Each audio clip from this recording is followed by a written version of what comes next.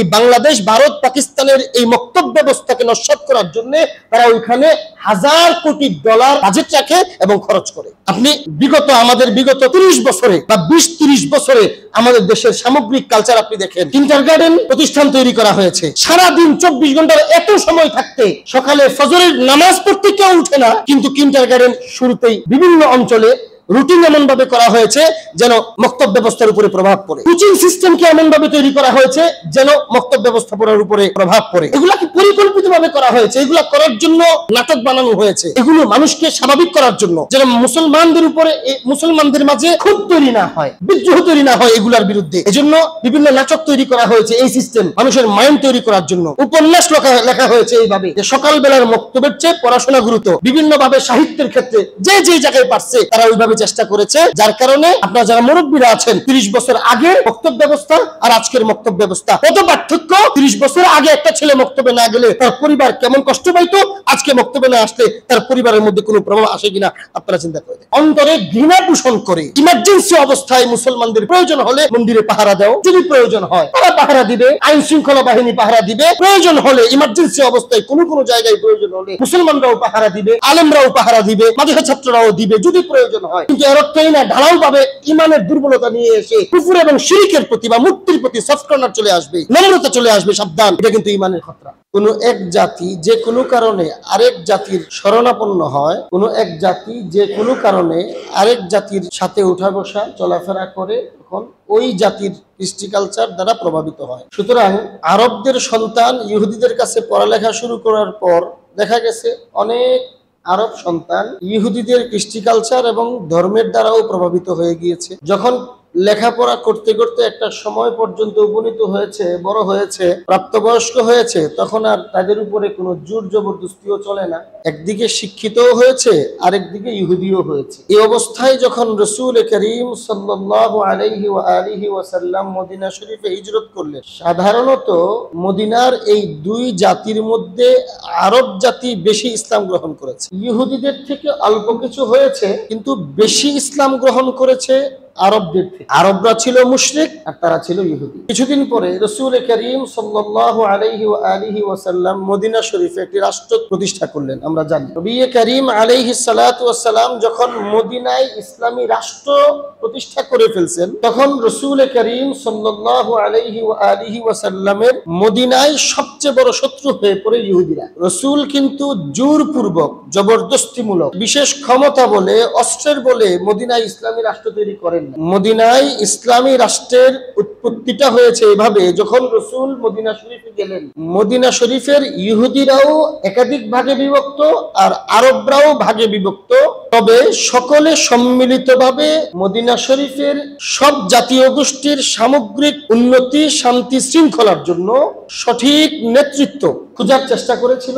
Medina শরীফে নেতৃত্বের প্রয়োজন ছিল, তারা নেতৃত্ব শূন্যতায় ভুগছিল। আর রাসূল করিম সাল্লাল্লাহু আলাইহি ওয়া আলিহি ওয়াসাল্লাম মক্কা শরীফে 13 বছর ইসলামের মেহনত করেছেন প্রচার প্রসারে, কিন্তু কোনোভাবেই ইসলামী রাষ্ট্রের জন্য মক্কা শরীফটাকে অনুকূল পরিবেশ মক্কা শরীফে তৈরি করতে পারতেছিল। আমাদের নবীজির দরকার ছিল অনুকূল পরিবেশের একটা এলাকা, একটা রাষ্ট্র, একটা জায়গা, এবং তাদের এই এলাকার জনগণ যারা রাসূলকে মানবেন, গ্রহণ করবেন, রাষ্ট্র তৈরির জন্য সহযোগিতা করবেন। রাসূলের এমন একটা পরিবেশের দরকার ছিল ইসলামকে প্রতিষ্ঠা করার জন্য, ইসলামী রাষ্ট্র তৈরি করার জন্য। অপরদিকে মক্কায় নেতৃত্ব ছিল সুগঠিত, মক্কায় সুসংহত সুগঠিত নেতৃত্ব ছিল, আর মদিনার মানুষ নেতৃত্ব শূন্যতায় ছিল। তাদের মধ্যে ইখতিলাফ শুরু হয়ে গেছে কে নেতা হবে। এই পরিস্থিতিতে মদিনায় দরকার ছিল একজন সঠিক নেতা, যিনি, মদিনার মক্কার পরিবেশ ছিল সবাই মুশরিক, আর মদিনার পরিবেশ ছিল একাধিক ধর্ম ও জাতির বসবাস। তো একাধিক ধর্ম ও জাতি, তাদের সভ্যতা, সংস্কৃতি, সাহিত্য, এই সব কিছুর যে ভিন্নতা, এই ভিন্নতার মধ্যে সকলকে নিয়ে সুন্দরভাবে সুশৃঙ্খল আইনের শাসন এবং সকলের সমতার শাসন, সুশৃঙ্খল পরিবেশ তৈরি করার মতো এমন একজন নেতা দরকার ছিল, যিনি এক জাতীয় কৃষ্টি কালচার দ্বারা প্রভাবিত হবেন না বা সমাজে বাস্তবায়ন করার চেষ্টা করবেন না, সকলকে নিয়ে চলতে পারেন। যদি ইহুদিদের কোনো নেতা হয়, তাহলে ইহুদি ধর্মের জনগণের প্রতি আগ্রহী বেশি থাকবে, অন্যদেরকে কষ্ট দিবে, এমনটাই হয়েছিল। যার কারণে ওদের প্রয়োজন ছিল একজন নেতৃত্বের, একজন নেতার। আর রসুলের প্রয়োজন ছিল কিছু কর্মী এবং অনুকূল একটা পরিবেশ, একটা জাতি, একটা রাষ্ট্র, একটা এলাকা। রসুলের প্রয়োজন যা ছিল তিনি মদিনায় সেটা পেয়েছেন, আর মদিনাওয়ালাদের প্রয়োজন যা ছিল তা রসুলের মধ্যে তারা পেয়েছেন। যার কারণে আপনারা জানেন এটা সিরাতুন নবী, রসুলের জীবনের একটা গুরুত্বপূর্ণ অংশ হলো মক্কা শরীফ থেকে মদিনা শরীফে হিজরতের আগের 2-2.5 বছর, মোটামুটি হিজরতের আগে 2-2.5 বছর, হিজরতের পরের 1 বছর, এই যে সময়টা,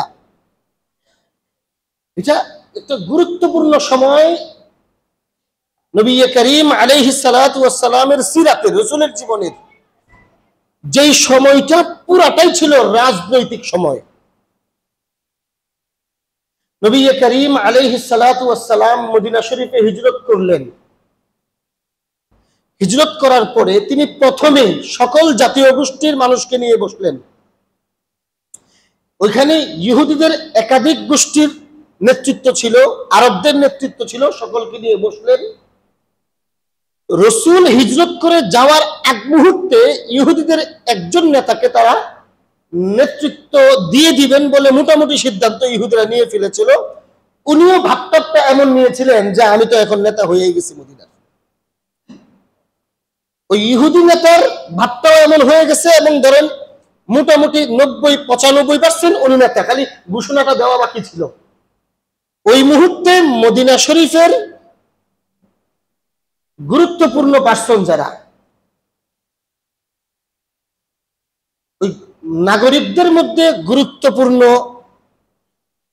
সিনিয়র সিটিজেন যারা, ওরা যোগাযোগ করে রসুলকে আগে থেকে চেষ্টা করে 2-2.5 বছরের চেষ্টা হচ্ছে, তারা রসুলকেও নিয়ে এসেছেন, তারা নেতার ঘোষণা দেওয়ার আগে।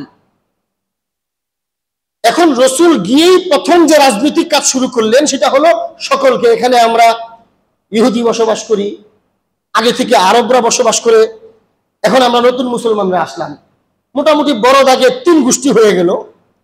এর মধ্যে ইহুদিদের মধ্যে আবার জাতপাতে বিভক্ত আছে, মুশরিকদের মধ্যেও আছে, এইভাবে তো একটা রাষ্ট্র চলে না।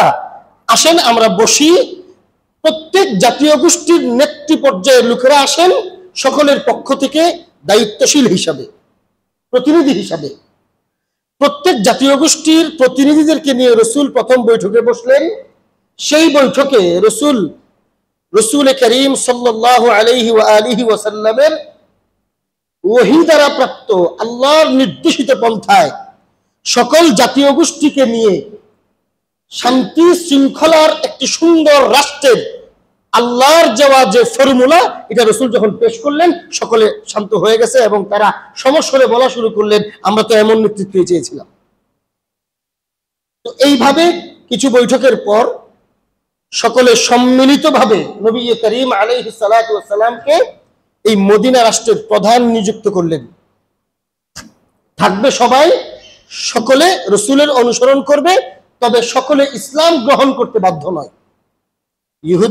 ইহুদি অবস্থায় থাকবে, মুশরিক অবস্থায় থাকবে, মুসলমানদের অবস্থায় থাকবে, তবে রাষ্ট্রটা তৈরি করবেন মুসলমানরা। রসুল করিম সাল্লাল্লাহু আলাইহি ওয়াসাল্লাম রাষ্ট্রের প্রধান হবেন স্বয়ং রসুল নিজে। এখন তারা সকলেই কথা বলা শুরু করলো, যদি সংবিধান এটা বাস্তবায়ন হয়, আমার উপরে কিছু বলেন নাই, লিখিত প্রস্তাবনা পেশ করলেন যে রসুল আপনার চেহারা সুন্দর, আপনার আচরণ সুন্দর, আপনাকে মেনে নিলাম, আপনার উপরে ভালো ধারণা আছে। অবশ্যই এটা ছিল, কিন্তু রসুল শুধু এই ধারণার উপরেই তাদেরকে আশ্বস্ত করেন নাই। রসুল করিম সাল্লাল্লাহু আলাইহি ওয়া আলিহি ওয়াসাল্লাম লিখিত সংবিধান পেশ করলেন, এবং প্রত্যেক ধর্মাবলম্বী, প্রত্যেক জাতি গোষ্ঠী, শ্রেণী ও পেশার মানুষ এই সংবিধান জানার পরে, প্রকাশ হবার পরে, পড়ার পরে তারা একথা বলল, যদি সংবিধান এটা বাস্তবায়ন হয় আর নেতা হিসেবে আপনি থাকেন, আপনার চরিত্র, আপনার ওঠা বসা, আপনার চলাফেরা, আপনার কালচার, আপনার চেহারা, আপনাকে আমরা কয়েকদিন দেখে যা বুঝলাম, সকলের সাথে সমন্বিত রূপ নিয়ে আপনি যেভাবে চলেন, আপনার অন্তরে যেরকম দয়া, যে মহব্বত, অন্যের প্রতি মায়া মমতা, অন্য ধর্মাবলম্বীদের প্রতি আল্লাহর বান্দা হিসাবে যে মায়া মমতা মহব্বত, ধর্মের ঊর্ধ্বে উঠে মানব জাতি হিসাবে সকলের প্রতি আপনার যে দয়া, যে মায়া, যে মমতা, যে মহব্বত, যে আচরণ, যে সৌন্দর্য, যে ভদ্রতা, এর দ্বারা আমরা আশ্বস্ত যদি নেতা হিসাবে আপনি থাকেন তাহলে এগুলো বাস্তবায়ন করা সম্ভব। আর আপনার নেতৃত্বে এগুলো যদি বাস্তবায়ন হয় তাহলে আমাদের কোনো পেরেশানি থাকবে না।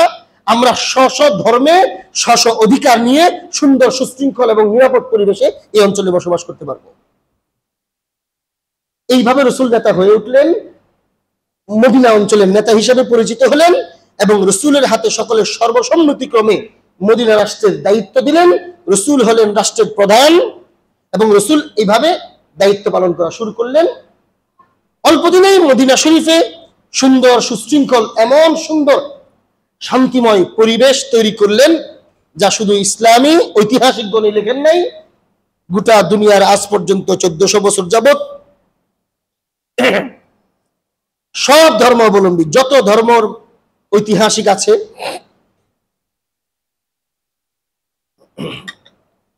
সব ধর্মাবলম্বী ঐতিহাসিকগণ নবী করিম আলাইহিস সালাতু ওয়াস সালামের রাষ্ট্রচিন্তা এবং মদিনা শরীফের রাসূলের নেতৃত্ব এবং মদিনার শান্তি শৃঙ্খলার কথা উল্লেখ করেছেন। আজ পর্যন্ত পৃথিবীর ইতিহাসে বিরল, এর আগেও ছিল না এরকম, এর পরেও হয় না এরকম। আমার প্রিয় ভাইরা, যার কারণে ওই ইহুদি নেতৃত্বে যে আসার কথা ছিল তার মধ্যে কষ্ট লেগেছে এবং তার অনুসারীদের কষ্ট পেয়েছে, তারা রাসূলের বিরুদ্ধাচরণ শুরু করলো। দুই কারণেই, রাজনৈতিক কারণেও রাসূলের বিরুদ্ধাচরণ করলো, ধর্মীয় কারণে রাসূলের বিরুদ্ধাচরণ করলো। কারণ রাসূল যে কালিমার দাওয়াত দেন, যে ধর্মের দাওয়াত দেন, সেই ধর্মে পরিষ্কার ইহুদিদের নবী মুসা আলাইহিস সালামের প্রতি সম্মান এবং উনাকেও নবী হিসেবে গ্রহণ করা হয়েছে। রাসূল যে ধর্মের দাওয়াত, যে ইসলামের দাওয়াত দেওয়া শুরু করলেন, ওই ইসলামে নবুয়তের ধারায় আগে মুসা আলাইহিস সালাম আছেন এবং এখন নবুয়ত চলবে মুহাম্মদুর রাসূলুল্লাহ, কিন্তু আল্লাহর নবী হিসেবে মুসা আলাইহিস সালামকে সম্মান, শ্রদ্ধা এবং উনাকে উনার সময়ের আল্লাহর নবী হিসেবে না মানলে এখনকার মুসলমানও ইসলাম মুসলমান থাকে না।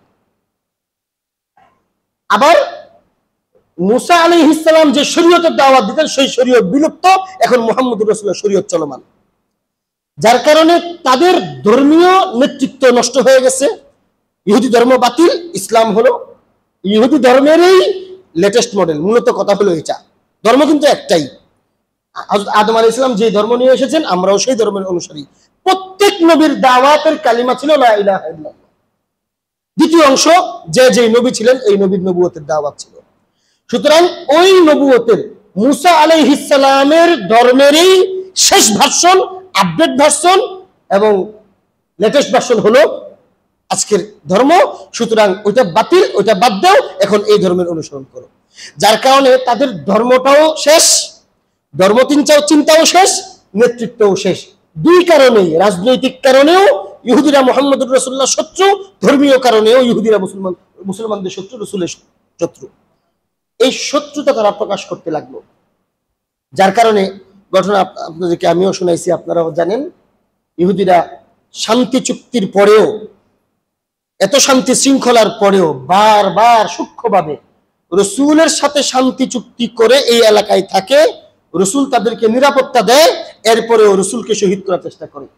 রাসূলকে জাদু করেছে, রাসূলের ব্যাপারে বিভিন্ন প্রোপাগান্ডা করেছে, রাসূলকে বারবার শহীদ করার, হত্যা করার চেষ্টা করা হয়েছে, রাসূলকে বিষ খাওয়াইয়া মেরে ফেলার চেষ্টা করা হয়েছে, অনেক শত্রুতা তারা করেছে। একের পর এক তাদের শত্রুতা যখন প্রকাশ হইল, আল্লাহর পক্ষ থেকে হুকুম আসলো। এত সুন্দর দেখেন, ইসলামী রাষ্ট্র যখন প্রতিষ্ঠা হয় তখন কিন্তু কোনো মারামারি হয় নাই, কোনো কাটাকাটি হয় নাই। রাসূল যে 54 ধারার সংবিধান পেশ করলেন, ওই সংবিধানে প্রত্যেক ধর্মাবলম্বীদের স্বাধীনতার কথা লেখা উল্লেখ ছিল এবং রাসূলের নেতৃত্বে ওই সংবিধানটাই বাস্তবায়ন হয়েছিল। কোনো মারামারি নাই। রাসূল ঘোষণাই দিয়েছেন, প্রত্যেক যার যার ধর্মাবলম্বী আপন আপন ধর্মে তোমরা থাকবা, তোমাদের ধর্ম থাকবে, তোমাদের ধর্মাবলম্বীও থাকবে, উপাসনালয়গুলোও আপন আপন জায়গায় থাকবে, কোনো সমস্যা নেই। আমরা ধর্মের জায়গায় স্বাধীনতা দিয়ে বাকি জায়গাগুলো আসো আমরা একত্রিত হই, শান্তি শৃঙ্খলা, ইনসাফ, আইনে শাসন প্রতিষ্ঠা করি। সুতরাং রাসূল যখন প্রথম রাষ্ট্রটা তৈরি করলেন তখন কিন্তু কোনো মারামারি হয় নাই, তখন কোনো যুদ্ধ বিগ্রহ হয় নাই, তখন কোনো রক্তপাত হয় নাই। সকলে সম্মিলিত ক্রমে পরামর্শ ভিত্তিক লিখিত সংবিধান নিয়ে রাসূলের নেতৃত্বে রাষ্ট্র হইল। শান্তিপূর্ণ অবস্থানের পরেও যখন তাদের ভালো লাগে না। কেন ভালো লাগে না? আমাদের ধর্মটা তো শেষ করে দিল। কেন ভালো লাগে না? আমাদের নেতৃত্বটা তো আর রইল না। সবকিছুর পরে ওনাকে তো নেতা মানতে হইতেছে। থাকুক না আইনের শাসন, থাকুক না শান্তি, নেতৃস্থানীয় পর্যায়ে নেতাগিরি যারা করে ওদের মনে একটা জিনিস থাকে, জনগণের শান্তি শৃঙ্খলা আমার দেখার দরকার নেই, আমার নেতৃত্বটা ঠিক আছে কিনা, আমার চেয়ার ঠিক আছে কিনা, আমার দলের কর্তৃত্ব ঠিক আছে না, ওটা দেখার চেষ্টা করে ওরা বেশি। এই কারণেই ইহুদিরা রসুলের বিরুদ্ধাচরণ করলো। যখন শান্তিপূর্ণভাবে থাকতে ভাল লাগে না এবং তারা প্রথম ফাসাদ তৈরি করলো, দাঙ্গা তৈরি করলো, সন্ত্রাসী তৈরি করলো, সুন্দর চলতেছে, এখন রসুলের বিরুদ্ধে পিন মারে। রসুল ওইটা করছেন, ওইটা করছেন, এটা করেন না, এভাবে করে মুসলমানদেরকে বারবার কষ্ট দেয়, মুসলমানদের ভিতরে অনৈক্য তৈরি করার চেষ্টা করে। এগুলা ইতিহাস এবং সিরাতের লম্বা আলোচনা। সঙ্গত কারণেই আল্লাহ রাব্বুল আলামিন হুকুম করলেন, ওরা যখন শান্তিপূর্ণ থাকতে ভালো লাগে না, তো ওরা যখন অশান্তি তৈরি করে, তো অশান্তি তো শুধু তারা তাদের সমাজে তৈরি করে না, গোটা রাষ্ট্রে তৈরি করে। এখানে অশান্তি মুসলমানদেরও হয়, অশান্তি মুশরিকদেরও হয়, অশান্তি আরবদেরও হয়, অশান্তি ইহুদিদেরও হয়, এবং ইহুদিদের মধ্যে যারা ভালো তাদেরও অশান্তি হয়। সুতরাং আল্লাহ হুকুম নাজিল করলেন যে এমন যেহেতু ফাসাদ সৃষ্টি করে এবং এখানের বিশৃঙ্খলার মূল নায়করা এই ফেসিবাদী গোষ্ঠীগুলাকে এত সুন্দর পরিবেশে রাখার দরকার নাই, এই পরিবেশে তারা থাকার উপযুক্ত না। এলাকার মধ্যে এই আবর্জনা কেন থাকবে যেখান থেকে প্রতিনিয়ত দুর্গন্ধ আসে? সুতরাং এই দুর্গন্ধ আবর্জনার এই বস্তিকে এখান থেকে বিদায় করে দাও। ধাপে ধাপে হয়েছে এবং সঙ্গত কারণে আল্লাহর নির্দেশ হয়েছে। রাসূল করিম সাল্লাল্লাহু আলাইহি ওয়াসাল্লাম আইন জারি করলেন, নির্দেশনা জারি করলেন রাষ্ট্রপ্রধান হিসেবে। তারা মানল না, যুদ্ধ অনিবার্য হলো, যুদ্ধ হলো, তারা পরাজিত হলো, তাদেরকে মদিনা থেকে উৎখাত করে দেওয়া হলো। বিশেষ করে বনু নাজির এবং বনু কায়নুকা, এই দুই জাতিকে, ইহুদিদের এই দুই জাতিকে মদিনা থেকে বের করে দেওয়া হলো। যখন ওদেরকে মদিনা থেকে বের করে দেওয়া হলো, ওরা চলে গেল, মূলত ইহুদিদেরকে বের করে দেওয়া হলো। কিন্তু ওই আরব যারা পরে মুসলমান হয়েছেন, ওরা যে আগের কথা মনে থাকার কথা, লেখাপড়ার জন্য ইহুদিদের কাছে পাঠাইতো।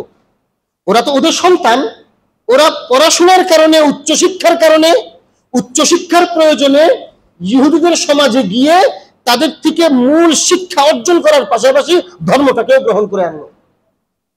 যার কারণে ইহুদিরা যখন বিতাড়িত হয়, তখন ওই আরব যারা শিক্ষার জন্য সন্তানদেরকে ইহুদিদের কাছে পাঠাইছিল, তাদের সন্তানদের মূল ধর্ম ইহুদি না। এই মা বাবা এখন পরিবারের সদস্যরা ইসলাম গ্রহণ করে ফেলেছে আর তারা ইহুদি হয়ে গিয়েছে, ইহুদিরা চলে যাচ্ছে বিতাড়িত হয়ে, পরাজিত হয়ে। এখন এই ওনাদের সন্তানরাও তো ইহুদিদের সাথে চলে যাচ্ছে। যখন চলে যাচ্ছে তখন এই মুসলমানরা, এই আরব যারা পরে ইসলাম গ্রহণ করেছেন, তাদের সন্তান, ওরা তাদের সন্তানদেরকে জোর করতে লাগলো, জবরদস্তি করতে লাগলো, প্রেশার ক্রিয়েট করতে লাগলো যে আমরা, আমাদের ধর্ম তো ইহুদি না, আমরাও আমাদের ধর্ম ত্যাগ করছি, তুমি তো আবার ইহুদি হয়ে গেলা, তোমাকে তো লেখাপড়ার জন্য পাঠাইছিলাম, উচ্চশিক্ষার জন্য ওখানে পাঠাইছিলাম, এখন তুমি যে ওদের কালচারই গ্রহণ করা নিজের সব শেষ করে দিবা, এটা তো আমরা ভাবি নাই। এখন তুমি যে কাজটা করছো, ইহুদিরা তো অভিশপ্ত, এটা ভালো হবে না, সন্তান হিসাবে তোমাদেরকে জোর করি। কিছুটা জোর জবরদস্তি বুঝাইলেন, বুঝমানেরা জোর জবরদস্তি করতে লাগলেন। এই সংবাদ নবী করিম আলাইহিস সালাতু ওয়াস সালামের কাছে আসলেন যে মুসলমানদের কেউ কেউ তাদের সন্তান যারা ইহুদি হয়ে গিয়েছে তাদেরকে ইহুদির সাথে যেতে দিচ্ছে না, এখানে মুসলমান বানায়া রাখার জন্য জোর জবরদস্তি করা হচ্ছে, করতেছে। তখন আল্লাহ রাব্বুল আলামিন সূরা বাকারার যে আয়াত আমি পড়লাম, আয়াতুল কুরসি, যে ঐতিহাসিক এবং কুরআনুল কারীমের সবচেয়ে ফজিলতপূর্ণ আয়াত, এই আয়াতের পরের অংশ, পরের আয়াত আল্লাহ তাআলা নাজিল করলেন, লা ইকরাহা ফিদ্দীন। একটা মূলনীতি প্রকাশ করলেন, লা ইকরাহা ফিদ্দীন, যে দ্বীন ইসলামের মধ্যে কোনো জোর, কোনো জবরদস্তি নাই। তোমাদের সন্তান প্রাপ্তবয়স্ক, তোমরা ভুল করছো, সন্তানকে উচ্চশিক্ষার জন্য এমন জায়গায় পাঠাইছো যে পরবর্তীতে তাদেরকে কালচার গ্রহণ করে ধর্মত্যাগ করছে। আমার প্রিয় ভাইরা, আমি সবসময় বলি, কোরআনকে, কুরআনুল কারীমকে জীবন্ত কিতাব মনে করা, কুরআনুল কারীমকে বুঝা এবং জীবন্ত আজকে আমাকে নির্দেশনা দেয় এই কথা মনে করে করে কোরআন পড়া এবং বুঝার চেষ্টা করা। এটা মনে করেন না যে এই আয়াত নাজিল হয়েছিল মদিনায় ওই সময়ে মুসলমানদের সন্তান যারা ইহুদির সাথে ভেগে যাচ্ছিল তাদের ব্যাপারে না। কোরআন প্রতিদিন প্রতি মুহূর্তে যিনি পড়বে তার জন্য ওই পরিবেশের জন্য নির্দেশনা শুরু। আজকেও আমরা যারা উচ্চশিক্ষার প্রয়োজন, কিন্তু উচ্চশিক্ষার জন্য আজকেও আমরা যারা সবকিছু বাদ দিয়া অন্য ধর্মাবলম্বী বা অন্য কালচারাল পরিবেশে পাঠাইয়া দেই, আমরা এর অনিবার্য ফলাফল কি দেখি আপনি আজকে দেখেন। অনেকের সন্তানই কেউ কেউ তো ইসলাম ত্যাগ করে ফেলে, কেউ কেউ ধর্ম ত্যাগ করে নাস্তিক হয়ে যায়, আর কেউ কেউ অন্য ধর্মাবলম্বী হয়ে যায়, কেউ কেউ ইসলামের প্রতি বিদ্বেষ এবং খারাপ মনোভাব তৈরি হয়। বড় শিক্ষিত তো হয়, কিন্তু ইসলামের মূল ভিত্তি তার অন্তরে থাকে না। এটা একটা মূল নীতি, ওই সময়ও ছিল, আজকেও আছে। উচ্চশিক্ষার জন্য কোথাও পাঠাতে, উচ্চশিক্ষার জন্য অমুসলিমদের কাছে পাঠানো, অমুসলিম পরিবেশে পাঠানো, অমুসলিমদের প্রতিষ্ঠানে পাঠানো নিষেধ নাই, কিন্তু ওদের পরিবেশ দ্বারা যেন প্রভাবিত না হয়। পাঠানোর আগে তার ঈমানকে ওইরকম মজবুত করে এরপরে পাঠানো। এজন্যই ভারতীয় উপমহাদেশে মোটামুটি অন্য কোন দেশে আপনি পাবেন না। এটা আমি মনে করি ভারতীয় উপমহাদেশে আমাদের আকাবির আসলাফ, আমাদের মুরব্বিদের ফেরাসত ছিল, অন্তর্দৃষ্টি ছিল যে ওনারা এই ভারতীয় উপমহাদেশে মসজিদ ভিত্তিক সকালবেলার মক্তব চালু করে দিয়ে গিয়েছিলেন, এবং এটা আজও আছে। হযরত মাওলানা আরশাদ মাদানির হাফিজাহুল্লাহ দারুল দেওবন্দের বর্তমান শেখুল হাদিস, সদরুল মুদাররিসিন, এবং ভারতের বর্তমান মুসলমানদের সব কাজের ক্ষেত্রে মিটিংয়ে বসেছি, সংলাপে বসেছি, আমি দেখে এসেছি এই ধরনের সাধারণ ছোট ছোট মক্তবগুলাকে বন্ধ করার জন্য, ধ্বংস করার জন্য, এই বাংলাদেশ ভারত পাকিস্তানের এই মক্তব ব্যবস্থাকে নস্যাৎ করার জন্য তারা ওইখানে $1000 কোটি বাজেট রাখে এবং খরচ করে। আপনি এর একটা আমাদের বিগত 30 বছরে বা 20-30 বছরে আমাদের দেশের সামগ্রিক কালচার আপনি দেখেন। কিন্ডারগার্টেন প্রতিষ্ঠান তৈরি করা হয়েছে, সারাদিন 24 ঘন্টার এত সময় থাকতে সকালে ফজরের নামাজ পড়তে কেউ উঠে না, কিন্তু কিন্ডারগার্টেন শুরুতেই বিভিন্ন অঞ্চলে রুটিন এমন ভাবে করা হয়েছে যেন মক্তব ব্যবস্থার উপরে প্রভাব পড়ে। কোচিং সিস্টেমকে এমন ভাবে তৈরি করা হয়েছে যেন মক্তব ব্যবস্থাপনার উপরে প্রভাব পড়ে। এগুলাকে পরিকল্পিতভাবে করা হয়েছে, এগুলা করার জন্য নাটক বানানো হয়েছে, এগুলো মানুষকে স্বাভাবিক করার জন্য, যেন মুসলমানদের মাঝে ক্ষোভ তৈরি না হয়, বিদ্রোহ তৈরি না হয় এগুলার বিরুদ্ধে। এজন্য বিভিন্ন নাটক তৈরি করা হয়েছে, এই সিস্টেম মানুষের মাইন্ড তৈরি করার জন্য। উপন্যাস লেখা হয়েছে এইভাবে যে সকালবেলার মক্তবের চেয়ে পড়াশোনা গুরুত্ব। বিভিন্ন ভাবে সাহিত্যের ক্ষেত্রে যে যে জায়গায় পারছে তারা ওইভাবে চেষ্টা করেছে, যার কারণে আপনারা যারা মুরব্বীরা আছেন, 30 বছর আগে মক্তব ব্যবস্থা আর আজকের মক্তব ব্যবস্থা কত পার্থক্য। 30 বছর আগে একটা ছেলে মক্তবে না গেলে তার পরিবার কেমন কষ্ট পাইতো, আজকে মক্তবে না আসলে তার পরিবারের মধ্যে কোনো প্রভাব আসে কিনা আপনারা চিন্তা করে দেখেন। হ্যাঁ আমার প্রিয় ভাইরা, উচ্চশিক্ষার জন্য আমি পাঠাবো, অন্য কালচারে যাওয়ার জন্য পাঠাতে হবে, কিন্তু মক্তব শিক্ষা ব্যবস্থায় পরিপূর্ণভাবে ঈমান শিখবে, ইসলাম শিখবে, আল্লাহর পরিচয় শিখবে, রাসূলের পরিচয় শিখবে। পাগলের মতো এক একটা মুসলমানের সন্তান রাসূল করিম সাল্লাল্লাহু আলাইহি ওয়া আলিহি ওয়াসাল্লামকে পাগলের মতো ভালোবাসবে, মহব্বত করবে। এরকম তৈরি হয়ে যাবে মক্তবে আসতে আসতে, মসজিদে আসতে আসতে নামাজের প্রতি আগ্রহ তৈরি হবে। পৃথিবীর যেখানে যাক নামাজের প্রতি আগ্রহ থাকবে, শালীনতার প্রতি আগ্রহ থাকবে, পর্দার প্রতি আগ্রহ থাকবে, গুনাহের প্রতি তার মনে একটা ঘৃণা তৈরি হবে, মানুষকে জুলুম না করার ব্যাপারে তার মনে একটা শিক্ষা তৈরি হবে। আপনারা স্বীকৃতি দিতে হবে এই কথার যে এই সব কিছু সৌন্দর্য মক্তব ব্যবস্থাপনায় আজ থেকে 30 বছর আগে শিক্ষা দেওয়া হতো। ওই সময়ের মক্তবের একজন নিয়মতান্ত্রিক বাবা মায়ের খুব গুরুত্ব সহ বাবা মা পাঠাইতো, এবং ওই সময় 30 বছর আগে বাবা মা গুরুত্ব সহ পাঠাইতো, একটা সন্তান গুরুত্ব সহ মক্তবে পড়তো। এমন একজন মানুষকে আজকে দেখেন যারা আলেম হয় নাই, হাফেজ হয় নাই, সাধারণ জীবন যাপন করে, কিন্তু আজকে অনেক সাধারণ মাদ্রাসার ছাত্রের চাইতে ওনার ঈমান, ইসলাম, রাসূলের প্রতি ওনার মহব্বত অনেক বেশি। এটা মক্তব ব্যবস্থার দ্বারা হয়েছে। তো যাই বলতেছিলাম, ইহুদিরা তাদেরকে মোটিভেশন করছে, ইহুদি হয়ে গেছে। ইসলাম বলতেছে যখন বড় হয়ে গেছে নিজের সিদ্ধান্ত নিতে সে পূর্ণ স্বাধীন। সুতরাং সে ইহুদি হয়ে গেলে জোর করে তাকে মুসলমান বানায় রাখার কোন সিস্টেম আমাদের ধর্মে নাই। লা ইকরাহা ফিদ্দীন। এই আয়াতের শানে নুজুল এটা যেটা বললাম। সুতরাং এই শানে নুজুল শুধু ওই সময়ের জন্য না, আজকের জন্য। মুসলমানের সন্তানকে যে কোনো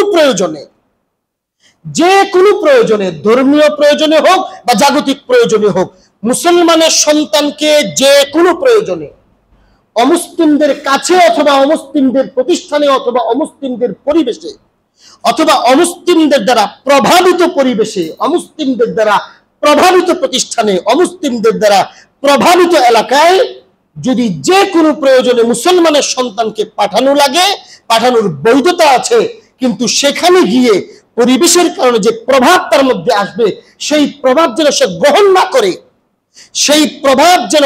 না করে, তার অন্তরের ঈমানের অবস্থা, অন্তরের আমলের অবস্থা ওই পরিমাণ তৈরি করে এরপরে ওই পরিবেশে পাঠানো, এটা হলো একজন বাবা মা, একজন দায়িত্বশীল, সমাজের মুরব্বী, একজন পাড়া মহল্লার মুরব্বীর জন্য এটা অত্যাবশ্যক।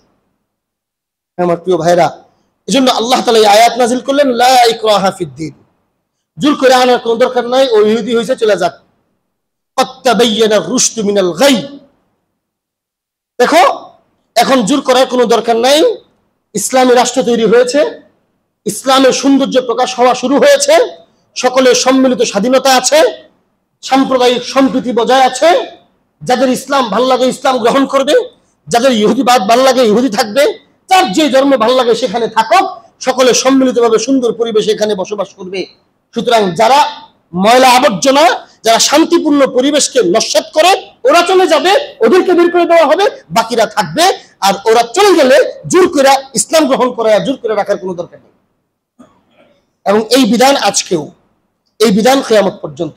আল্লাহ বলেন, এখন সত্য এবং মিথ্যা, হেদায়েত এবং গুমরাহি, ভালো এবং মন্দ প্রকাশ হয়ে গিয়েছে। মক্কায় ভালোটা প্রকাশ হইতে পারে নাই কাফেরদের অত্যাচারের কারণে। এখন স্বাভাবিক জীবনযাপনে ফিরে আসছে মুসলমানরা, ইসলামের সৌন্দর্য প্রকাশ করা শুরু হয়েছে।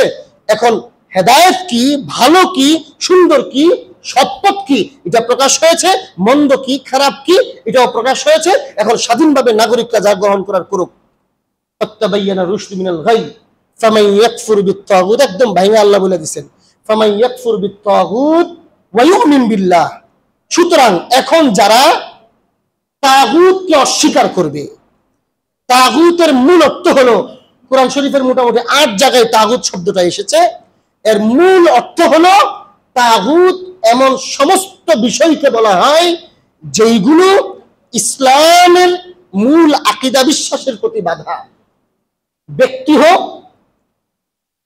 সমাজ হোক, আইন হোক, সংবিধান হোক, তন্ত্রমন্ত্র হোক, নীতিমালা হোক, রাষ্ট্র হোক, আইন শাসন হোক, যে কোনো সিস্টেম বা ব্যক্তি বা নির্দেশনা বা মূলনীতি বা তন্ত্রমন্ত্র, যে কোনো কিছুই ইসলামের মূলনীতির বিরুদ্ধে বাধা হবে, ঈমান ও ইসলামের বিরুদ্ধে দাঁড়াবে, মানুষকে, একজন মুসলমানকে জোর করে ঈমান থেকে সরায় দেওয়ার চেষ্টা করবে, এমন আইন, এমন পরিবেশ, এমন রাষ্ট্র, এমন সরকার, এমন যা কিছু সব হলো তাগুত। আল্লাহ বলেন, ফামান ইয়াকফুর বিত-তাগুত ওয়া ইউমিন বিল্লাহ। সুতরাং এখন পরিবেশ হয়ে গেছে সুন্দর, যার মনে চায় সে ইসলাম গ্রহণ করুক, যার মনে চায় ইসলাম গ্রহণ না করুক, জোর জবরদস্তি করার কোনো দরকার নাই। সুতরাং কেউ যখন তাগুতকে বর্জন করবে, ওয়া ইয়াকফুর বিল্লাহ বিত-তাগুত ওয়া ইউমিন বিল্লাহ, এবং যে আল্লাহর উপরে ঈমান গ্রহণ করবে, সে এমন সুন্দর এবং মজবুত একটা রশ্মিকে ধরলো বা মজবুত একটা করাকে আঁকড়ে ধরলো। আল্লাহ বলেন, যেই করাটা কখনো ভাঙার নয়। সে যদি ওই করাটাকে ছেড়ে দেয়, আংরা,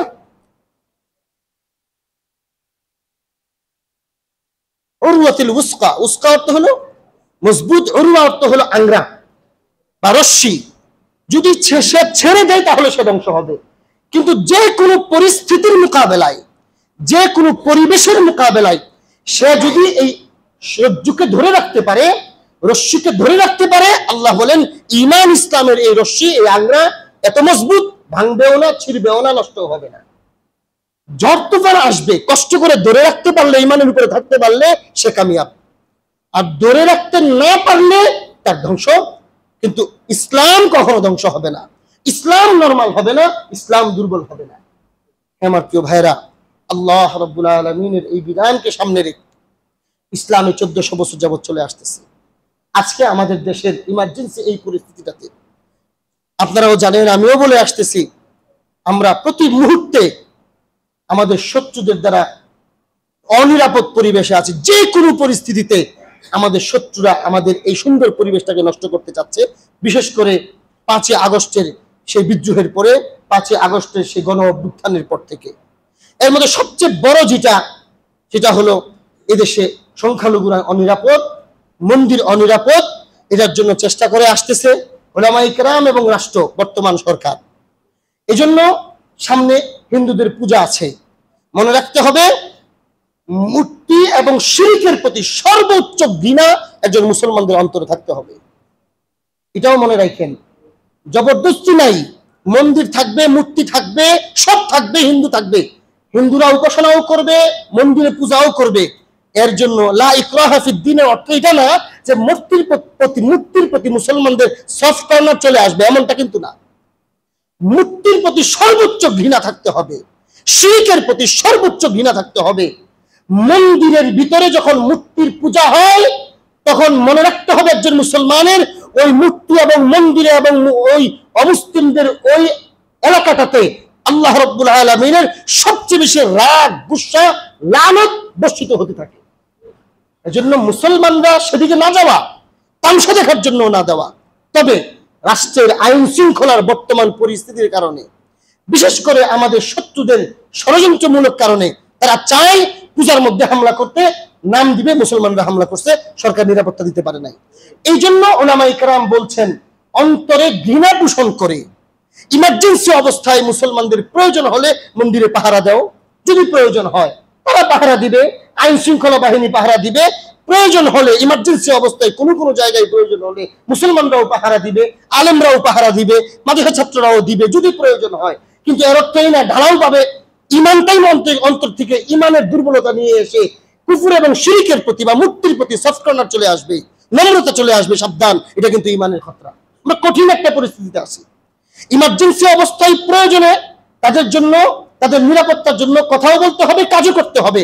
আবার কুফর এবং শিরক এবং মূর্তির প্রতি সর্বোচ্চ ঘৃণা এবং ক্ষোভ এবং সবকিছু আমাদের অন্তরে থাকতে হবে, যা ইসলাম আমাদেরকে শেখায়। আল্লাহ রাব্বুল আলামিন আমাদের দেশকে হেফাজত করেন। এই মূল বক্তব্যটা আল ওয়ালা ওয়াল বারার আকীদা বলা হয়, এটা আমাদের বুঝার তৌফিক আল্লাহ তাআলা আমাদেরকে দান করেন। সর্বহালতে ঈমানের রজ্জুকে আঁকড়ে ধরার তৌফিক দান করেন।